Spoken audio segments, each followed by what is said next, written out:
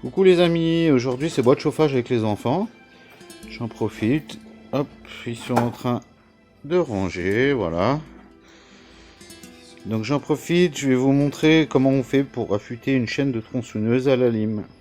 Donc, la première chose à faire, déjà, moi j'aime bien qu'elle soit dans un étau. Au moins ça bouge pas, on est tranquille. Alors, ce qu'il faut savoir, il y a plusieurs types de gouges. Alors vous allez avoir les gouges carrées, les gouges rondes et les demi-rondes. Alors les demi-rondes, je vais pas vous épiloguer, je ne connais pas, j'ai jamais utilisé. Alors qu'est-ce qu'on appelle les gouges demi-rondes? Par exemple ici vous voyez ça fait un petit chanfrein sur le bord de la gouge, c'est ce qu'on va appeler les demi-rondes. Et les carrés auront un angle bien pointu. La différence entre les deux, donc les gouges carrées donc avec l'angle bien pointu vont couper plus, mais vont être plus sujets à se désaffûter. Les gouges demi-rondes toléreront un peu plus, se désaffûteront moins vite, voilà. Donc la première chose à faire avant d'affûter sa chaîne, c'est de la tendre. La tendre comme il faut. Alors, comment la tendre comme il faut? La gouge a un talon en dessous, là. Voilà. Il doit sortir complètement de la rainure du guide et ça doit se remettre en place tout seul sans trop, voilà. Sans trop tirer, donc pas plus. Après, de quoi on va avoir besoin? On va avoir besoin donc d'une lime ronde, une lime ronde qui est adaptée au pas de la chaîne, enfin aux tailles de la gouge, d'une lime plate, donc moi je me sers d'une petite lime plate comme ça, traditionnelle, et d'une lame de scie à métaux.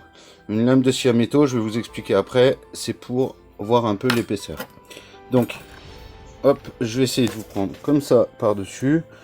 Excusez-moi, c'est pas évident à filmer. Donc, les gouges ont un sens. Il y a des gouges gauche et des gouges droite. Donc, ce qu'il faut faire, il faut respecter les angles d'affûtage pour que ça coupe bien. Donc, au bout des gouges, en général, bon, celle-ci c'est un mauvais exemple, elle n'y est pas, ou on ne le voit pas, on le voit plus. Au bout des gouges, vous avez un trait qui correspond à l'angle à maintenir. Donc, il faut le respecter. Il faut savoir que si vous allez un peu plus en angle aigu comme ça, votre pointe de gouge va être plus pointue, ça taillera plus, mais par contre ça aura tendance à se désaffûter plus vite. Donc ça, on peut l'utiliser, enfin moi je le fais pas, mais je sais qu'il y en a qui le font, on peut l'utiliser quand on coupe par exemple du sapin. Quand on coupe du sapin tout le temps, on peut se permettre d'avoir un angle un peu plus aigu. Quand on coupe du bois dur, il y en a qui réduisent un peu l'angle. Voilà. Moi je le fais pas, je respecte toujours l'angle d'affûtage préconisé par le fournisseur. Un autre angle qu'il faut respecter, il faut que la lime, donc elle soit bien à l'horizontale quand on est dans un étau. C'est-à-dire comme ça, voilà, il faut qu'on respecte un angle de 90 degrés ici, avec le bord du guide. Ça, c'est super important. Alors comment on va pratiquer? On va pratiquer qu'on va mettre un coup sur la première gouge, hop, deux coups. Moi en général, je mets deux coups d'affûtage. Là, on met un coup de marqueur sur la gouge pour la repérer, celle qui a été faite. Et après, on la fait avancer. Donc, on la fait avancer. Mince. Avec une main, c'est pas évident. On fait la gouge d'après, la gouge d'après, la gouge d'après. Voilà.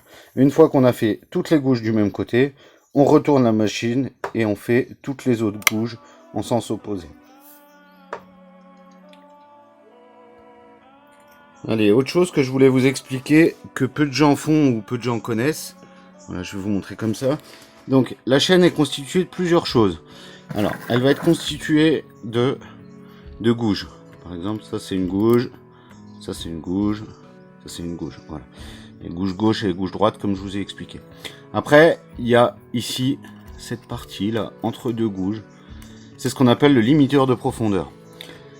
Ce morceau là, ce limiteur de profondeur, il est super important. Il sert à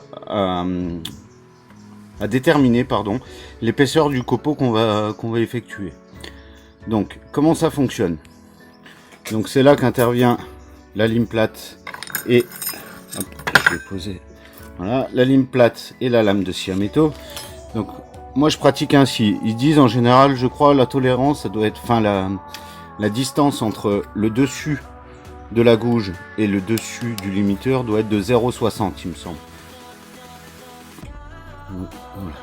Entre le dessus là et là.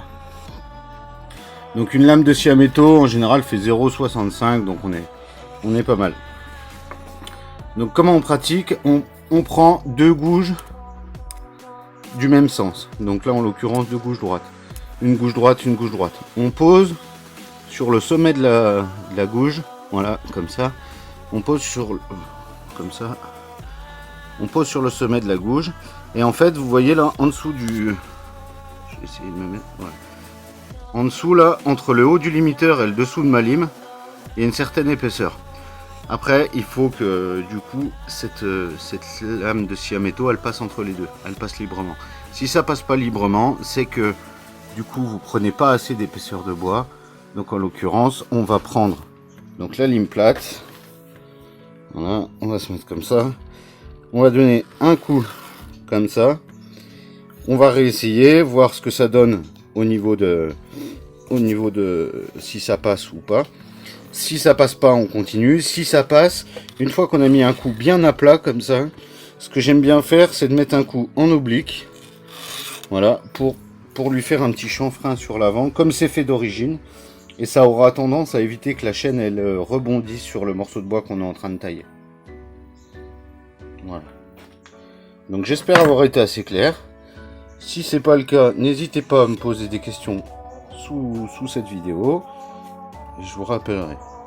Après, à savoir que quand on s'habitue un petit peu à affûter les chaînes de tronçonneuse, les machines pour affûter, tout ça, ça devient pas forcément utile, quoi.